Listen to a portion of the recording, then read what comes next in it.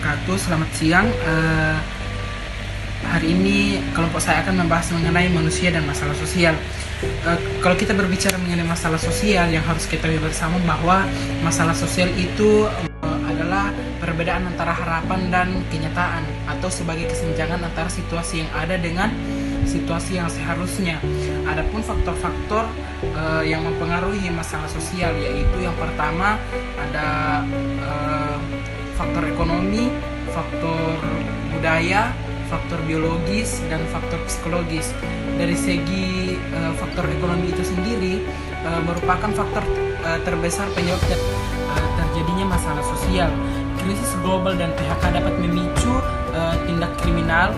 Masalah tersebut didorong karena adanya ketidakmampuan seseorang dalam memenuhi kebutuhan hidupnya secara layak, misalnya pengangguran, anak jalanan, dan adapun faktor berikutnya yang menjadi penyebab masalah sosial, yaitu faktor budaya. Masalah sosial yang disebabkan oleh faktor budaya dipicu karena adanya ketidaksesuaian pelaksanaan norma, nilai, dan kepentingan sosial akibat adanya proses perubahan sosial dalam pola masyarakat yang heterogen atau multikultural. Contohnya kenakalan remaja, konflik antar suku, diskriminasi, gender, pernikahan dini, dan lain-lain sebagainya. Terus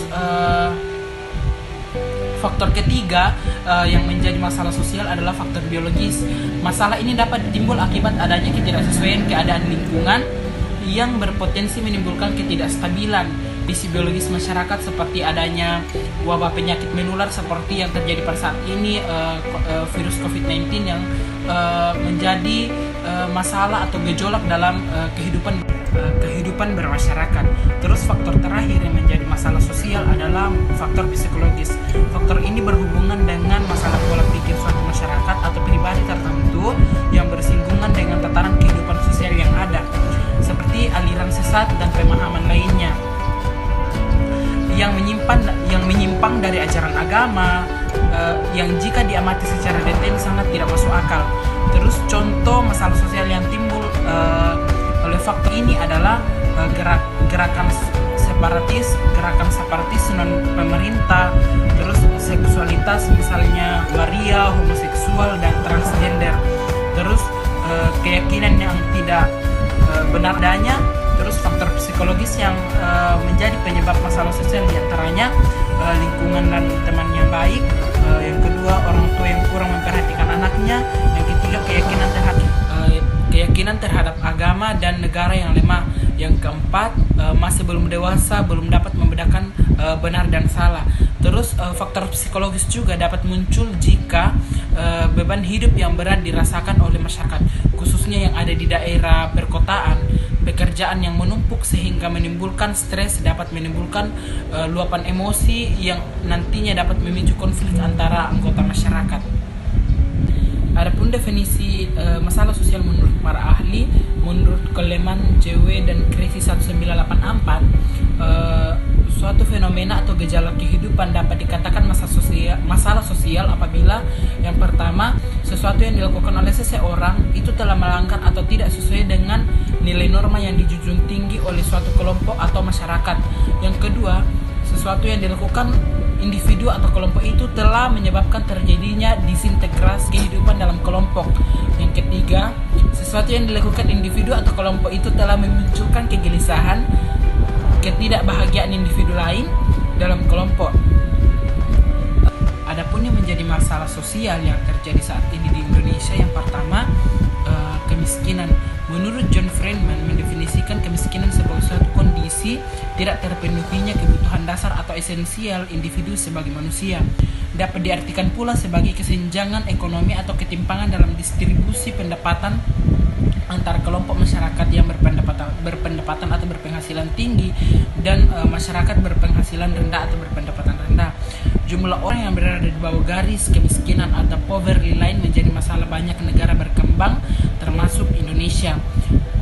Sedangkan secara teoritis penyebab kemiskinan terbagi menjadi dua, yaitu kemiskinan natural dan kemiskinan struktural. Kemiskinan natural atau alamiah timbul sebagai akibat terbatasnya jumlah sumber daya atau karena tingkat perkembangan juga menguasai teknologi yang sangat rendah. Sedangkan kemiskinan struktural terjadi karena pekerjaan tanpa keahlian mumpuni. Yang ketiga, kriminalitas. Tindakan kriminalitas yang ada di masyarakat sangat beragam bentuknya, seperti pencurian, perampokan, pembunuhan, dan lain sebagainya. Di Indonesia sendiri, hampir setiap hari kita melihat kasus-kasus kriminalitas yang ditampilkan di media-media. Salah satu bentuk kriminalitas yang sering terjadi di Indonesia yang ditampilkan oleh media adalah kasus korupsi yang dilakukan oleh para petinggi negara. Yang keempat, kesenjangan sosial dan ketidakadilan. Kesenjangan sosial merupakan perbedaan jarak ekonomi antara kelompok satu dengan kelompok yang lain. Kesenjangan didominasi oleh pendapatan yang juga dapat dipengaruhi oleh tingkat pendidikan seseorang.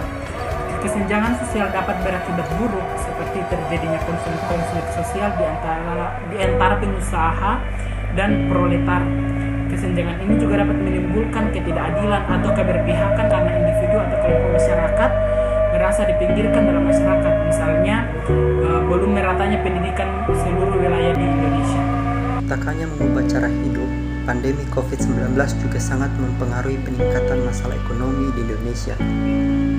Jadi, dampak penurunan ekonomi ini lalu berkembang menjadi masalah sosial. Nah, masalah sosial yang paling banyak terjadi di Indonesia itu terbagi atas 3.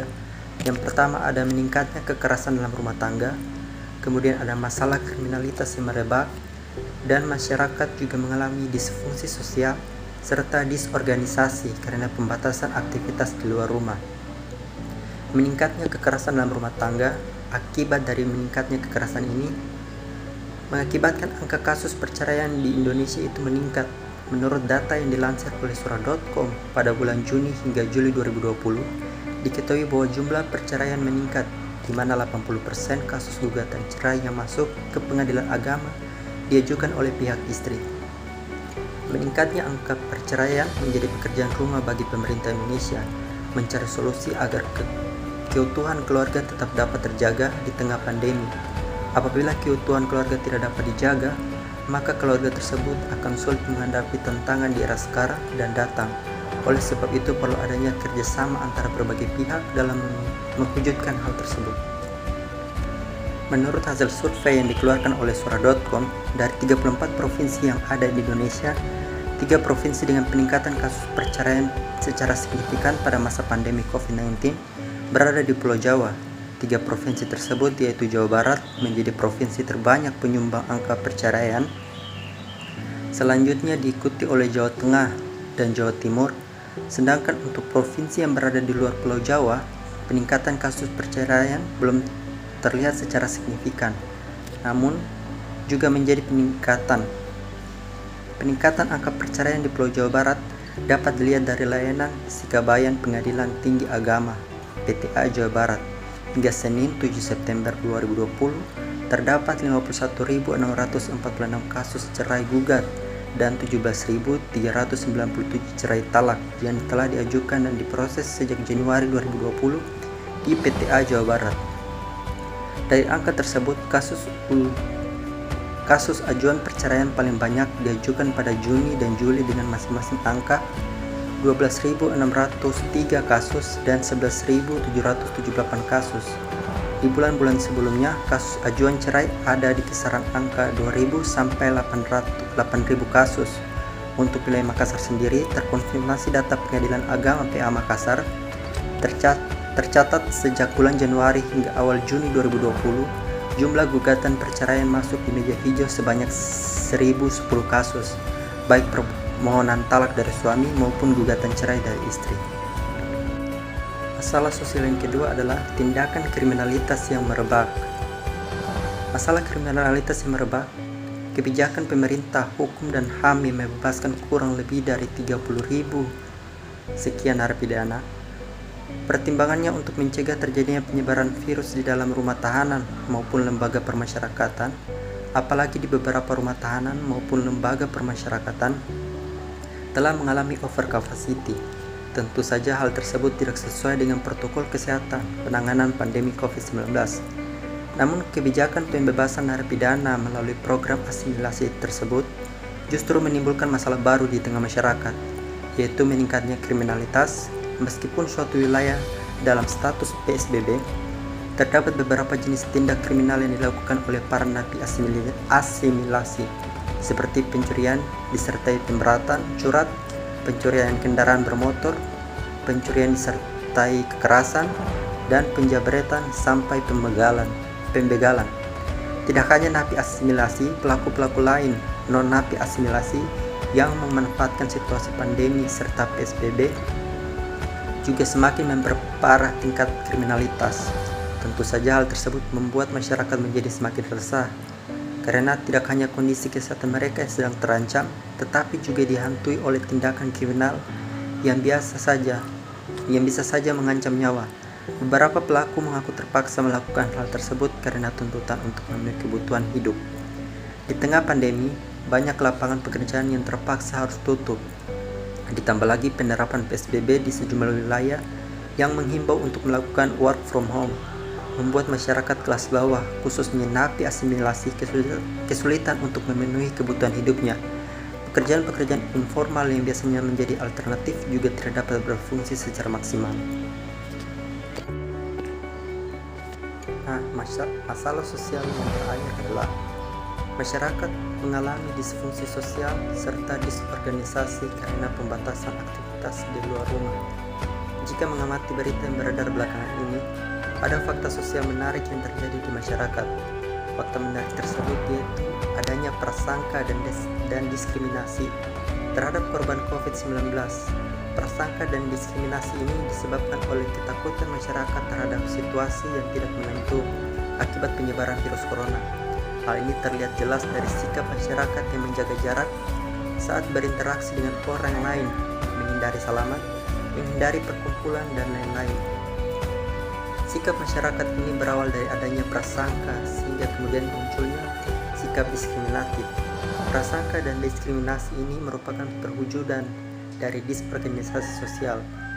COVID-19 juga tidak hanya menyebabkan disorganisasi sosial, namun juga menyebabkan disfungsi sosial. Disfungsi sosial terjadi ketika seseorang tidak mampu menjalankan fungsi sosial yang sesuai dengan status sosial akibat rasa takut terhadap COVID-19. Contoh nyata disfungsi sosial dapat terlihat pada sikap masyarakat yang mulai membatasi jarak dengan orang lain serta tidak mau menolong orang lain karena khawatir terpapar COVID-19. Salah satu contoh yaitu masyarakat di daerah Sawangan, Kota Depok menolak penggunaan pemakaman umum di daerahnya untuk kuburan korban COVID-19. Masyarakat sangat khawatir jika mayat yang dikuburkan tetap dapat menyebarkan virus corona di daerahnya, padahal jenazah yang sudah diproses dengan baik di rumah sakit dengan menggunakan berbagai pelindung seperti desinfektan dan peti khusus tidak akan menyebabkan penyebaran virus corona lagi. Dan masih banyak masalah-masalah sosial yang terjadi di masyarakat pada masa COVID-19 ini, dan yang pastinya diperburuk juga oleh masa COVID ini.